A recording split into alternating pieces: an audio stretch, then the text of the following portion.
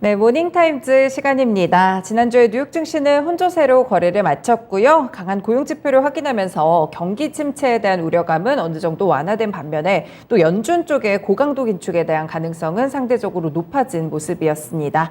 일단 7월 FOMC에서는 자이언트 스텝이 거의 기정사실화되고 있는데요. 일단 이번 주에 중요한 지표 많습니다. 인플레이션을 확인할 수 있는 CPI 발표가 있고요. 2분기 어닝 시즌도 좀 본격화가 되는데요. 이렇게 지표들을 확인하면서 이번 주 뉴욕 증시의 흐름은 어떨지 또 국내 증시에는 어떤 영향을 미치게 될지 함께 분석해 보겠습니다. 토마토 투자클럽의 최원재 전문가님 함께합니다. 전문가님 안녕하세요. 안녕하십니까.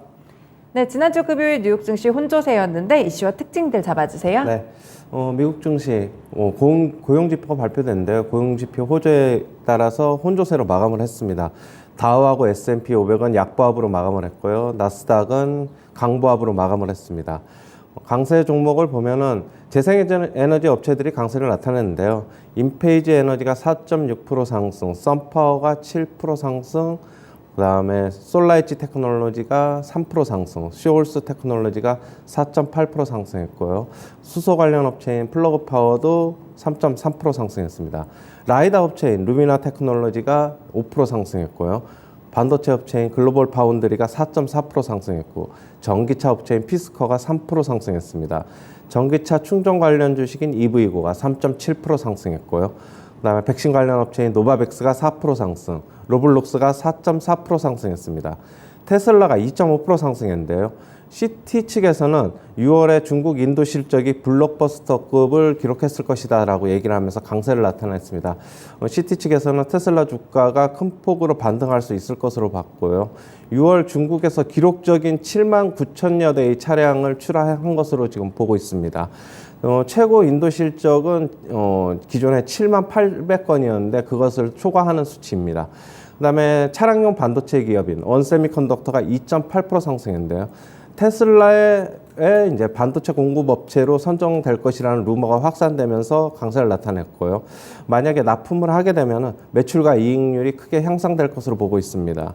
6월 비농업 고용 부문의 지표가 발표됐는데요. 37만 2천 명이 증가를 했습니다. 예상치인 25만 명을 대폭 상회했고요. 대부분 업종에서 고용이 증가했고요. 그다음에 실업률은 3.6%를 기록하면서 거의 완전 고용 수준입니다. 최저치인 3.5%에 육박하고 있습니다. 그리고 시간당 평균 임금도 전년 대비 5.1% 증가했습니다. 뉴욕 연은총재는 올해 성장률이 미국 경제 성장률이 1% 미만으로 떨어질 것으로 보고 있는데요. 내년에는 하지만은 1.5%로 반등할 것으로 예상이 되지만은 여전히 2% 미만 추세를 밑돌 것으로 보고 있습니다. 뉴욕 연은총재 같은 경우는 지금 실업률은 매우 견조하지만은 결국에는 상승 가능성이 있다고 봤고요. 지금 통화 긴축으로 인해서 인플레이션이 2%로 결국에는 돌아갈 것이다라고 보고 있습니다. 애틀란타 연은총재는 7월에 75bp 금리 인상을 지지한다라고 밝혔습니다. 그 다음에 뱅크 오브 아메리카 측에서는 상반기 미국 증시 매우 부진했지만은 하반기 증시 랠리 가능성이 있다라고 봤는데요. 지금 IT 섹터에 4주 연속 자금 유입을 주목할 필요가 있다라고 보고 있고요. 미국 증시 투자 앞으로 12개월 동안은 매우 유리한 여건일 수 있다라고 보고 있습니다. 네, 그렇군요. 오늘 지표 발표에 대한 이런 해석들과 더불어서 주목해 볼 만한 종목들까지 함께 알아보고 있습니다. 일단 고용 지표부터 좀 먼저 체크를 해보면 거의 서프라이즈 수준이었어요. 네. 상당히 많이 늘었더라고요. 이렇게 되면 경기 침체에 대한 우려가 좀 줄어들지 않나요? 경기 침체에 대한 우려는 줄어드는 것으로 보고 있지만은 결국에는 금리 인상은 고강도 금리 인상은 계속될 것으로 보고 있어가지고 증시에는 좋은 면, 나쁜 면 같이 혼재하고 있다라고 보고 있습니다. 네, 그렇군요. 좋은 쪽과 나쁜 쪽 둘 다 있다. 일단 고용 지표 자체가 굉장히 견조하게 나온 거죠. 전혀 문제가 없는 거죠, 지금. 네, 전혀 문제가 없고요. 네. 예상치보다 훨씬 상회했고 그리고 전 업종에 고용이 골고루 증가하고 있어서 그리고 실업률도 거의 3.6%이기 때문에 완전 고용 수준이기 때문에 고용은 전혀 신경 쓸 필요가 없을 것으로 보고 있습니다. 고용 지표는 일단 좀 넘어가도 괜찮겠네요. 여전히 성장률을 1% 미만으로 보고 있는 시각이 있거든요. 네. 고용 지표가 좋았지만 결국에는 성장은 하반기까지는 좀 둔화될 것이다 이렇게 보는 건가요? 예, 뉴욕 연은총재 같은 거 그렇게 얘기해서 결국에는 침체로는 보지 않고 있는 것으로 보고 있고요. 네. 성장률은 결국에는 올해는 2% 미만은 밑돌 것이지만은 한 1% 조금 넘는 선에서 뭐 성장은 지속하면서 결국엔 둔화 쪽으로 뉴욕 연은총재는 보고 있는 것으로 보입니다. 아, 네, 그렇군요. 내년쯤에 그러면 조금 더 반등의 여지가 있다. 내년에는 침체로 갈지 아니면은 뭐 반등을 할지는 내년에 가봐야 알겠죠. 뭐 일단은 올해는 침체는 좀 면하는 것으로 보고 있고요. 결국에는 침체냐, 둔화냐 이게 네. 뭐 좀 갈림길에 있는 것으로 보고 있습니다. 침체와 둔화의 갈림길에 있다. 이렇게 좀 해석을 주고 계시네요. 말씀 주셨지만 뭐 경기 침체 우려가 완화되면서 자이언트 스텝에는 확실하게 좀 무게가 실릴 텐데 사실 7월에는 거의 확정적이라고 봐도 되는 맞습니다. 거죠? 거의 한 100%라고 이제 보셔야 될 것 같고요. 네. 그 이후에 이제 문제가 되겠죠. 결국에는. 뭐 9월이나 뭐 이후에 문제가 될 것으로 9월 보고 이후. 있어가지고 네. 향후에 뭐 CPI가 어떻게 나오느냐에 따라서 결정이 될 것으로 보고 있습니다. 그 시장에서 100bp 그러니까 1% 인상 가능성도 솔솔 좀 얘기가 나오고는 있는데 이 부분은 좀 어떻게 보세요? 일단은 뭐 그거는 지금 현재로는 네. 얘기가 나오더라도 결국에는 파월 같은 경우는 저번에 그거는 75bp까지만 보고 있어가지고 뭐 이번에는 안 할 것으로 보고 있고 결국에는 CPI가 13일 날 발표가 되는데 네. 지금 헤드라인 CPI 같은 경우는 컨센서스가 지금 8.8로 나와 있어요. 맞아요. 그다음에 네. 근원 근원 CPI 같은 경우는 5.7 정도로 나와 있는데 8.8이라 그러면 저번 달에 5월 CPI 같은 경우에 8.6이었기 조금 때문에 높죠. 네, 더 드는 거죠. 그거를 좀 넘어서는 것으로 보고 있어요. 뭐 유가가 6월 초에 120달러를 일시적으로 좀 돌파를 해가지고 그게 네. 영향을 미칠 것으로 보고 있는 것으로 보입니다. 아, 네, 그렇군요. 말씀드린 대로 그 CPI 얘기를 좀 하려고 했었는데 5월부터 좀 늦게 되면 사실 8.8%면 되게 고점이잖아요. 아, 예. 그럼 이게 뭐 이제는 고점이고 정말 꺾일 만한 신호인지 아니면 좀 더 이렇게 계속 올라갈 수 있는 건가요? 저는 8.8%까지는 안 나올 것이라고 보고 아, 있는데 그래요? 결국에는 네, 저는 그러시구나.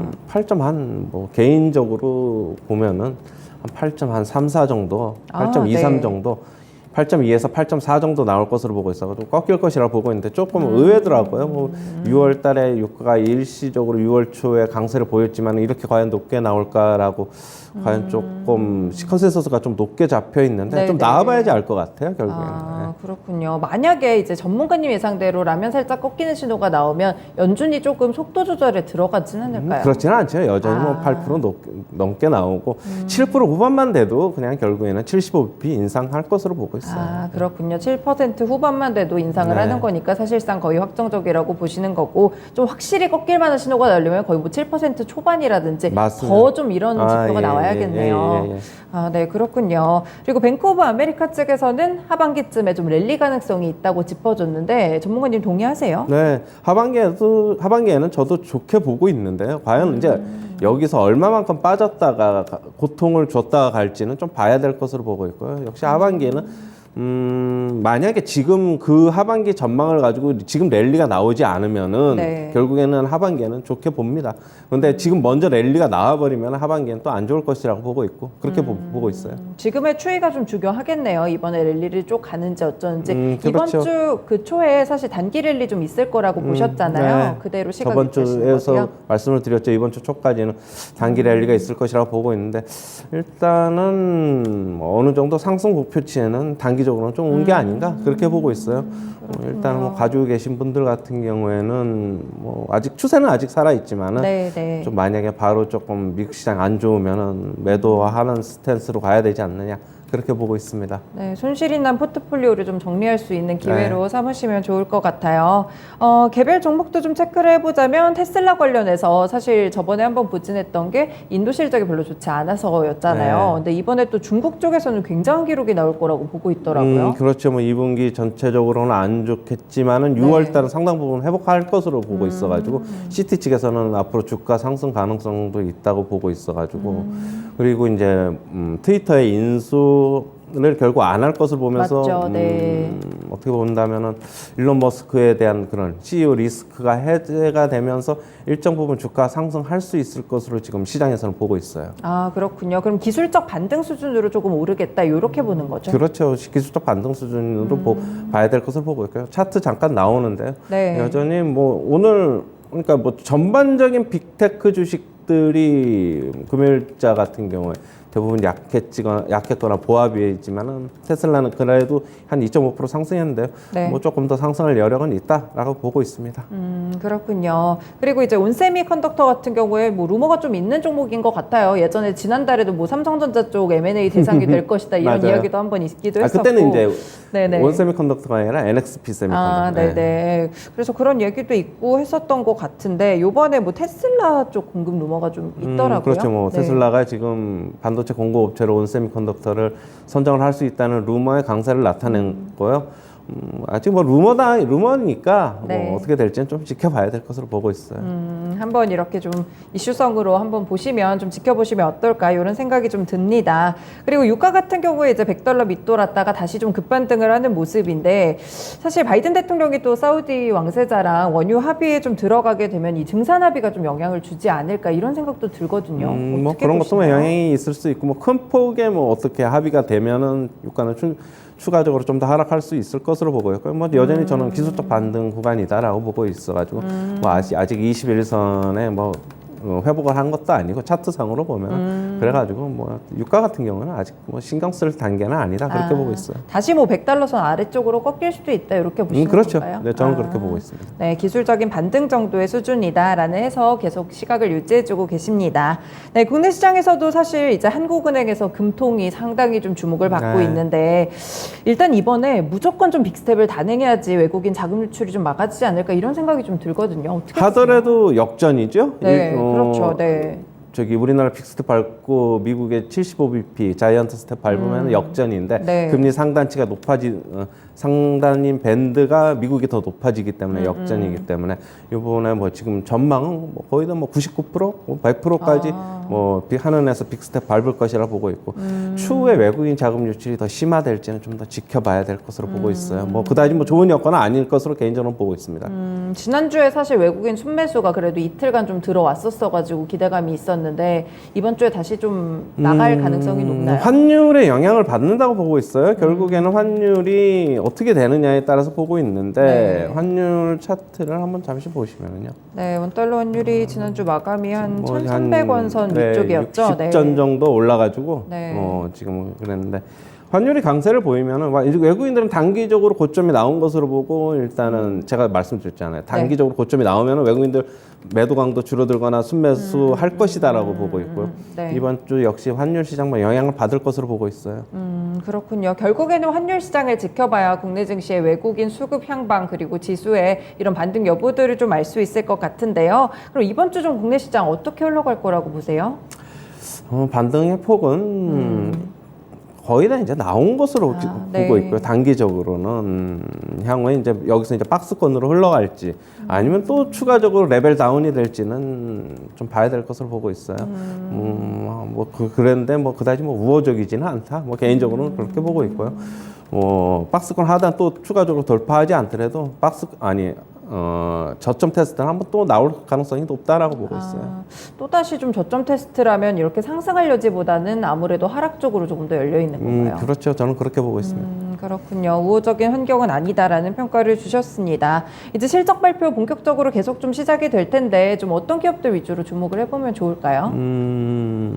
일단은 우리나라보다는 미국이 조금 더 이제 먼저 실적 발표를 할 네. 것으로 보고 있는데 미국 같은 경우에 뭐 실적 발표 그다지 저 개인적으로 우호적으로 보지는 않고 있고요. 네네. 앞으로 실적 쇼크는 이제 뭐 경기 침체 쇼크, 금리 인상 쇼크가 나타났다면은 기업들의 실적 쇼크는 이제서부터 뭐 저번 1분기서부터 시작된 게 아닌가 그렇게 보고 있어가지고 뭐 그다지 우호적이지는 않습니다. 네, 우호적이지는 않다라는 시각을 주십니다. 네, 이렇게 오늘 말씀 여기까지 들어보겠습니다. 고맙습니다. 네, 감사합니다. 네, 지난주 미국 증시는 혼조세로 거래를 마쳤는데요. 일단 국내 증시 같은 경우에 지난주 살짝 들어 올리게 되면서 좀 기대하셨던 분들이 많으실 것 같아요. 하지만 여전히 원달러 환율의 항방 이 부분이 상당히 중요하고요. 또 이번 주에 한국은행 금통위가 있습니다. 금리 역전에 대한 부분들이 한 번 더 부각이 될 수 있기 때문에 이 지표들 주의하시면서 잘 대응해 보시길 바랄게요. 지금까지 모닝타임즈 시간이었습니다.